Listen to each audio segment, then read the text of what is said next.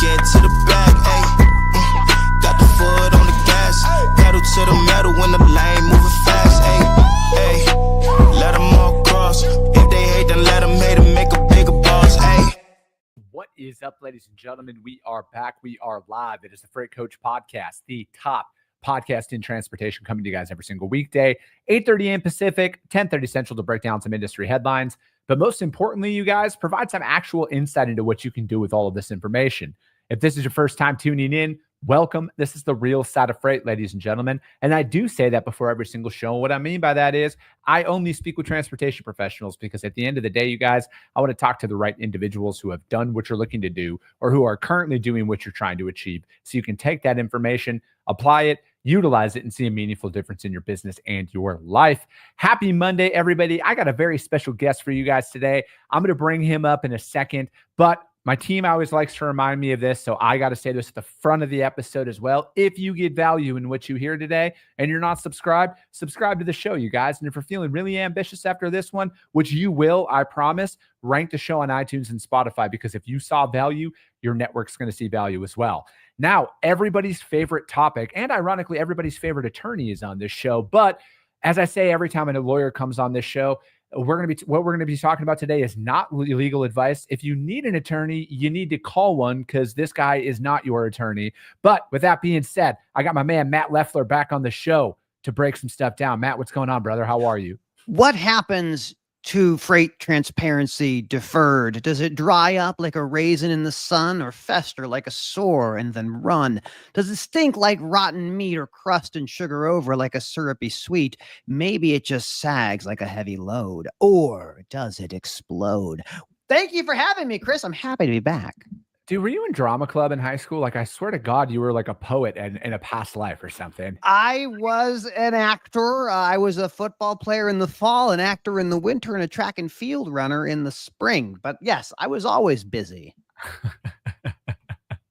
Dude, it's, we got a lot to talk about today. And like, I always enjoy having actual attorneys come on the show who can, critically break a lot of these topics down, because the gift and the curse of social media is everybody has an opinion, and sometimes people sound really, really convincing in their opinions out there. But I have a lot of opinions on stuff, but that doesn't mean that it's like legal and could actually stand a chance in the court of law and all of that shit. So I want to jump right in. And it was timely that we had decided a while back for you to come on the show. And then you just put out a post last week, which is on everybody's favorite topic, is broker transparency, why freight brokers are stealing from everybody in the industry. But what's some important updates on that? Yeah, well, first and foremost, let me be very clear. We organize these things, and the law kind of follows behind us. Like, they hear what we're going to do a podcast together, and like, oh, let's make sure we get all the updates up for everybody. So first and foremost, I'll also mention this. No one makes money in transportation right now. I mean, this is not a time that brokers aren't making a ton, motor carriers aren't making a ton, but we are seeing some activity on this idea of broker transparency, when brokers have to produce records of a broker transaction to motor carriers. This is a modification or proposed rule on 371.3, and it's not a radio station. It's actually federal code about brokers and what they're supposed to disclose. But we had a notice of proposed rulemaking not terribly long ago. Over 6,000 comments were filed. The proposed rule was going to basically be two things. One, you would have to produce the records of a broker transaction in 48 hours from a request, and they had to be in an electronic format. You had to send them by email or whatever. That had another period of comments, so more people commented once again. And we learned last week that the FMCSA is not going to have a final rule. So as opposed to making a final rule modifying the old one of 371.3, they are going to do another supplemental proposed rulemaking, likely in May of 2026, which means everything that we thought about is on delay, deferred. Nothing is changing, and we'll find out more in May. Do you think, like, does this open up? Because like my biggest counter argument to 37, the non-radio station out there is I feel like when this law was written, the broker and carrier relationship was vastly different, right? Like, carriers would actually hire freight brokerages to go out there and find freight on their behalf. That's just not the way that the transaction works anymore. And, because I'm out there, I find freight, and then we go out, we develop carrier relationships based on the lanes that our customers want us to work. And I truly, truly, in my heart of hearts, feel that this is more aligned with a dispatch service in today's day and age than what an actual freight broker does for the market and the transaction itself. So my question to you, Matt, is does this open up the door where, an organization, I'm not speaking on behalf of the TIA, but the TIA would come in and be like, hey, we need to really petition to change the verbiage of this because this is not the way it is anymore. Yeah, I think it's important to understand where we've been to understand where we're going. And to your point initially, in the old days, when brokers were growing in the industry, they were helping motor carriers find backhauls and they were connecting shippers with motor carriers. That shipper would pay the motor carrier directly. And the broker would have transparency to say, hey, how much were you paid? I get a piece of that. That is not how it works. As you well kind of articulated, it's two transactions. It's a broker and a shipper, and then a motor carrier with that broker. That's two different things happening. I fundamentally believe the FMCSA does not have statutory authority to actually do transparency. This is outside of their mandate. They are not a regulator that's looking at private contracts between motor carriers and brokers. That's not a good use of their resources. When 80% of motor carriers have zero information on the FMCSA, we have out of service rates that are bananas. We have English language proficiency we'll get to in a little bit. They have bigger fish to fry. So my belief, my hope is that we're going to fast forward into May and maybe FMCSA comes out and says, hey, we realize this doesn't do anything. No one's utilizing this today. This is kind of outside of our expertise. We'll see though. I don't know where it's going to go. Who does this fall under then, Matt? Because I feel like, again, I try and be as fair and central on a lot of this stuff as possible, even being a freight broker, but there are drivers out there who want further clarification on this. And then inevitably, and again, you guys, I hate to break it to you, but this is just the way that the government works, right? They're going to put another question session out there, and then there's going to be another tweet sent out and another committee that's going to be formed, all at the expense of our tax dollars, by the way. But anyways, that's a topic for another show. My fear is for those individuals out there who are like, no, I want to feel heard, is that it's going to, they're not going to know who to go to. And then it's going to be back to square one all over again. Yeah, I think that what I'd caution anyone, motor carrier broker alike, if you are trying to grow and you think of growth and you say, this is how the path I do that, that's ambition. If you're looking at a path to grow and you say, the only reason I'm not is because this person is in my way, this is an obstacle, you are finding someone else to hold accountable for your own failures. And I'm going to be very clear here. I think that what we're going to see in the proposed rule, if they go the direction of OIDA and others, they're going to say that this disclosure is mandatory and it is something you cannot waive. So right now, every motor carrier and every broker and contracts that are out there, this 371.3 live is still there, but they waive it. They write a contract and they say, I'm not going to ask for these records. As a motor carrier, there is more pricing information at your fingertips today than there has ever been. Whether it's DAT or truck stop or green screens and Triumph, there's a highway, there's a million ways to better understand how much you can charge for what you do. And if you think that knowing how much the broker made from the shipper is the barrier to your growth, you might be mistaken. The other piece that we haven't really talked about is the shippers don't want this information getting out, not necessarily the pricing information. They don't want a bunch of back solicitation. They work with intermediaries for a particular purpose. So that's the kind of the path I see happening, Chris, is either you're going to go all in and say we need disclosure, or to your other point, let Congress pass a law. Congress can pass a law and say we want to make sure brokers are making sure they're disclosing things to motor carriers. I don't think they would, but it's where we're at right now. Yeah, I just honestly think that what you said earlier, Matt, is very true. I think there's bigger fish to fry out there. And again, I'm not discrediting anybody's feelings on if they think that they're getting screwed over. But, again, I just want people to just to think critically for a second. Look at the verbiage inside of the non-radio station radio station. Read it carefully and ask yourself, when was the last time you specifically hired a freight broker to find freight on your behalf? Ask yourself that question. And then if the answer is never, you should ask yourself, who am I hiring to find freight on my behalf? Are they not associated with my company? And then are they showing what we are getting paid on this load, or are they changing those numbers, right? Like, again, I'm not accusing anybody of anything, but like, that's where I would want to start, because again, as a freight broker, no carrier is calling me and saying, hey, Chris, I need you to find freight for me on my behalf out there. All right. We love working with the same carriers time and time again, but we are going to them 100 times out of 100. And when I go to Target and I buy a Bluey shirt for my daughter, and I start screaming about how much did Target pay for this Bluey shirt, because rein that in, because I'm not gonna buy it unless I know exactly how much Target bought. It's a preposterous idea. But really, what I get back to, there's no reason a motor carrier can't just ask a broker and say, hey, how much did you get paid here? Maybe they tell you, maybe they don't. But to have the federal government come in and say, this is what two businesses are going to agree to, and we're going to jump in and look at every single one of them. You do not want to go back to a regulated industry, folks. You don't want that. It will mean a lot more compliance, a lot more problems, because when you grow government, you typically grow problems, and we don't need those. If you don't like working with that broker, or you don't know what it costs to operate your vehicle safely and deliver freight on time and undamaged, then you're probably in the wrong business.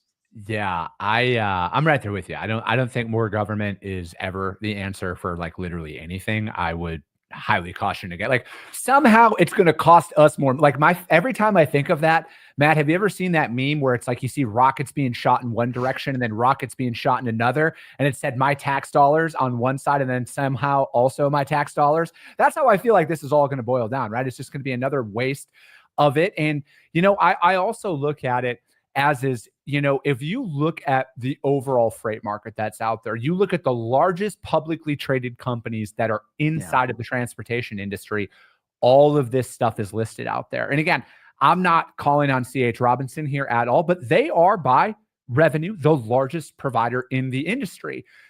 They have touched every organization that ships freight, in my opinion, right? Could be wrong on that. But if you want a really, really, really good guess on where the market is, they have the most data, and it's free. You can go look at their 10K, or, our mutual friend Ken here, who says he needs Mr. Adamo up in Adamo. Ken posts out stuff all the time on LinkedIn.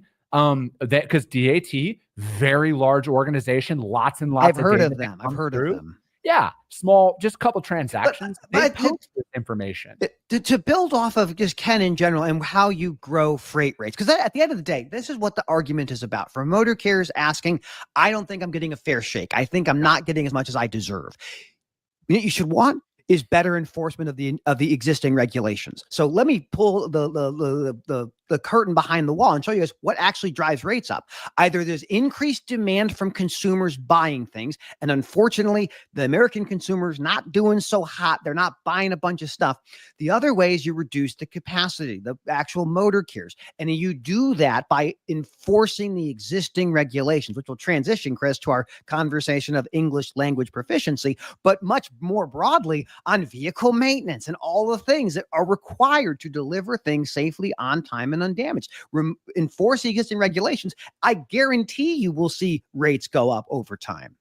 Yeah, we're at a very interesting time with a lot of it, because there's a lot of talk out there. You hear, tariffs, for example. There's a large crowd out there who are anti-tariffs and everything else. And again, like, I get it. And if you look at it in the short term, like, it can and has kind of caused a little bit of a mess out there. But long term, I'm always going to be pro-America, reindustrialize America, and bring all of that stuff back here. But it's not going to happen overnight. And, I think like there's a lot kind of riding on that has caused, again, I've been very critical of the current administration on the flip-flopping aspect of things. I truly feel like that has caused an extended stagnation in the market, because a lot of people who import goods, at the end of the day, why buy today at 20% when somebody could wake up and be in a better mood and drop it to 10% tomorrow? Or, worse, they get pissed off and then they fucking raise it to 130%, right? Like, I feel like it's highly irresponsible from that regard. We need stability to come from that to, I think, like, quell people's emotions about wanting to buy more inventory. What we are seeing on the tariff piece, and I'll kind of take a brief aside to folks kind of understand where we are in this thing right now. So there was a case called VOS Selections. It's an importer in New York. They sued the Trump administration in the Court of International Trade. It's a U.S. based court. They won there, said the tariffs were illegal. They appealed to the Federal Circuit Court. They won there as well. Trump lost there at that point, but those tariffs remain in place up through probably, I think, October 14th or 15th, depending on whether the U.S. Supreme Court weighs in. You generally do not want to make foreign trade and foreign policy based on emergency declarations. Like that's exactly why we see this trepidation from investors and from the market generally. If you're an American manufacturer and you're contemplating bringing things closer to home, and you see that the only reason is because someone declared an emergency, meaning that the next president can declare a different emergency, you're not going to invest your capital because there's so much uncertainty. If you love tariffs, Congress should pass those things. President should sign those things. Then that's the law. If you're just operating off of emergency powers, you're building a foundation on sand, and it will not fail. It will absolutely fail if you build on sand in that form. And I worry about it. I worry about it. No, I do too, right? At the end of the day. And again, I am not sitting here and saying that I am 1000% pro-America. I am America first and everything. And I know it's going to be messy. I'm with you, man. I'm American. I want America to do well. I do. Yeah, but I feel like controversial. It's becoming a lot more messy than I think I anticipated at that day. I never thought that there wasn't going to be any pushback towards it. But I also look at it as like, I think I don't care what political party you're a part of. I want you to follow the law of the land and the Constitution and everything. I don't want you. And again, we're not here to argue about who abuses powers more, because like we could go on a 4-hour. Okay, so let me. I want to build off that though, because this is the part I think people forget. And this is what when I talk about IEPA, the International Emergency Economic Powers Act of 1977, signed by Jimmy Carter, overriding the Trading with the Enemies Act.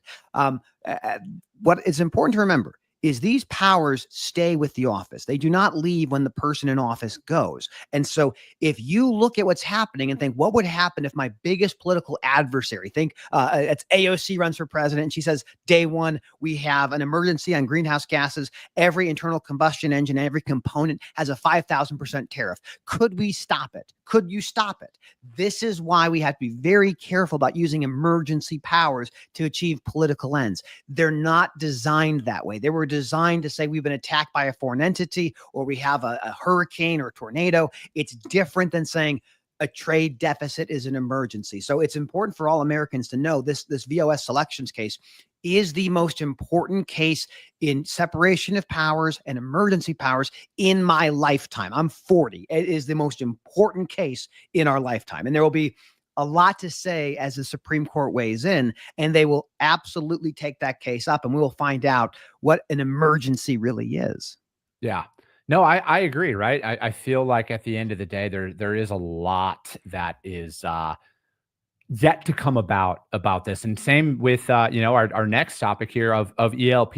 Yeah, right? buddy. Like that's another one that I feel is I broke that down on the show here a couple of times now, and it's there cannot be selective application of the rules, right? Like, and I feel like that's kind of like the early things that are coming out about this is it's kind of following party lines, which I had assumed that this is exactly what it would, and I'd stated that on the show.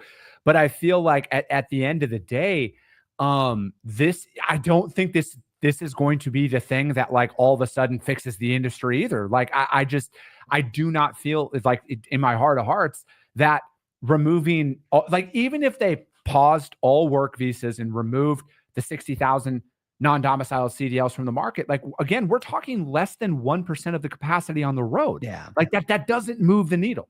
What I would, to your point, to build off of this, we have enormously small barriers to enter to become a commercial driver. It is like a month of training. You have to have a minimum of $750,000 of liability insurance, which would cover someone in the hospital for 3 or 4, maybe a week or 2, maybe a little bit longer, depending on the nature of the severity of the injuries. And you have driving a truck is the 8th most dangerous job in the country. So is a dangerous job, but is underinsured, and 20% of all vehicles on the road right now are unsafe at any speed, meaning that 1 in 5 would not meet the minimum threshold for safety on our roads. And so ELP is interesting. That has been the law since the 1930s. It is not new. It is not new. The fact that it's an out of service aspect is new-ish, but it is not new as a regulation.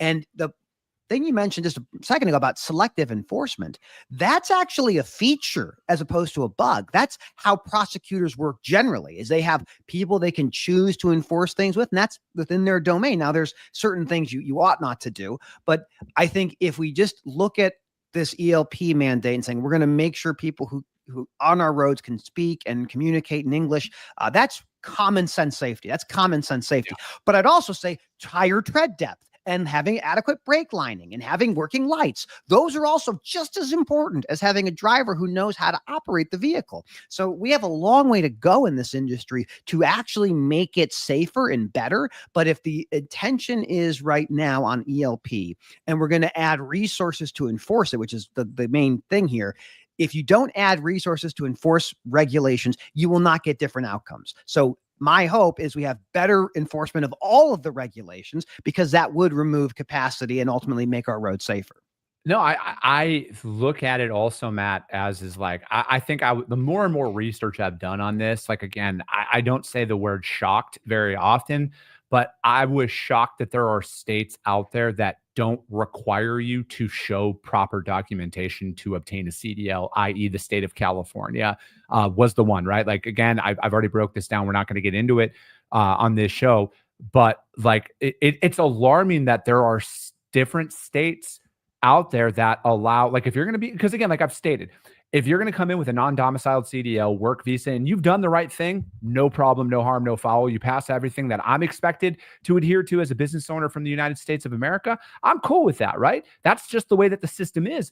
But like, again, if we go back and I think that the FMCSA, Sean Duffy and all of these guys, they need to start with the CDL schools. And then furthermore, they need to go to the DMV. How are these guys allowed to even go through without proper documentation? Like, that's the shit that bothers me the most here.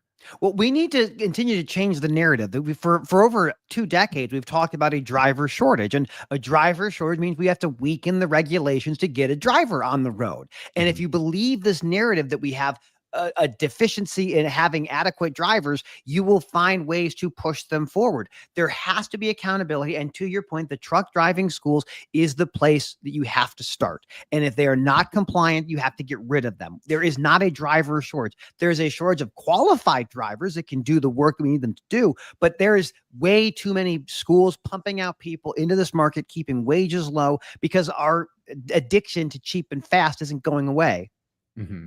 It's yeah, dude. I look at it as there is a man. It's like a part of me, Matt, is like how are we even here, right? Like, how did we get here to where there are different and again, I understand how the Constitution of the United States of America is structured, ladies and gentlemen. Like, I get it, but I also, like, when we're talking at the federal level, like the FMCSA, and if you look at a CDL, how are certain states able to skirt around that? I mean, so to give an analogy for the listeners and the viewers, think of the ELD mandate. We mandated every over-the-road truck had to have a government, certified device that monitors how many hours you work. They are self-certified, meaning the FMCSA establishes a guideline and says you will have to fill out a form and then you get to be an ELD provider. Over 1,000 have been certified, self-certified. 250 or more have been revoked. Same with the schools. They certified. These are not like this is a deregulated industry. We assume they know what they're doing. Same with the states. We assume you know what you're doing. We have given them this latitude. This is a feature of our supply chain, not a bug. In the old days, the 1980s, but before deregulation, Chris, it's a different world. Like, it's a highly professionalized industry with people that are 80, 90% are union, and it's all an apprenticeship. It's a whole different can of worms. Today, our stuff is faster and cheaper. Does it mean it's safer or better? Not necessarily, but that's the cost you have to deal with. So we ebb and flow back and forth. How do you fix it? My hope is that we put more resources to the FMCSA so they can go after these schools that are certifying drivers that aren't competent. And then we can ultimately get safer roadways. That's the only way this works. If we just wring our hands and talk about, ELP is the way to solve all these issues, we're going to be in the exact same place in a year from now, and 5 years from now, and 10 years from now. Dude, and like I've said on the show, numerous times, I'm like, Sean Duffy didn't cause this issue. Pete Buttigieg did not cause this issue. You can't blame. It's like, but at the end of the day, it's on the current administration to actually fix this. And we need to hold our elected officials accountable and hold them to these standards, like as an industry, right? Like I know a lot of people celebrate when they see announcements being made, but like they celebrate the announcement, then there's no follow-up. My big fear here is in 6 months from now, there's going to be nothing. And then, or worse, in fucking 2 years from now, we're going to be looking back and being like, what happened? Why didn't this change? This is what I get so animated about vehicle maintenance. Like Hope Transport was a company that had this horrifying accident. Yeah, they had an out of service rate of 35%. And they were still moving freight in our country. And I say to myself, if we had 20% of all drivers were unsafe or unqualified, we as a country would freak out. We would freak out. We're talking on the ELP side, and others, like less than 1%. But if we knew that 20% were unsafe, we would be appalled.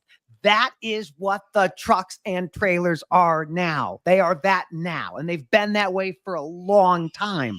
And we act like, oh, it's just a tire. It's just a mud flap. Why do you care? I care so much about that mud flap, Chris. I really do. No, I know. I look at it as and again, like this is more of like a life thing than not. But it's like, man, if you start skimping in one area of your life and taking shortcuts in one area, it just bleeds in. Like it just forms a habit. Absolutely. And then it bleeds into other areas out there. And Matt, we'll get into this on another episode, man. I know you got a day job and you got to jump here, but like, dude, I just appreciate you coming on and bringing this information, right? Because I feel like we're in a very polarizing time right now in this country. And it's not just the trucking issues that you see out there. And this is why, like I say all the time, I'm never going to be the first to comment on some of these hot button issues, because I want more information to come out, because I take this job very seriously and people do come to this show for actual information. So it's like, I don't want to be the first to talk about things. I want to put the right information out there. And I know you share that same sentiment, Matt, and I appreciate you for that. So how does anybody reach out to you to find out more about what you got going on?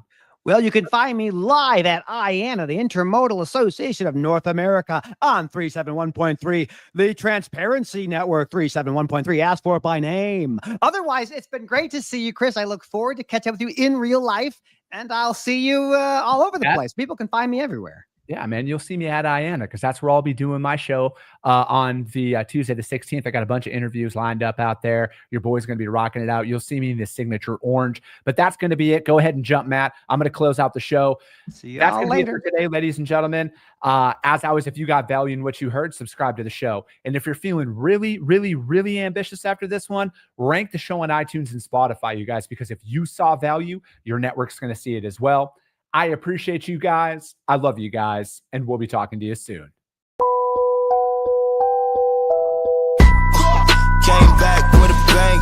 Window down, yelling out money, anything. Hey, ooh, got the foot on the gas. Pedal to the metal when I'm getting to the back. Hey.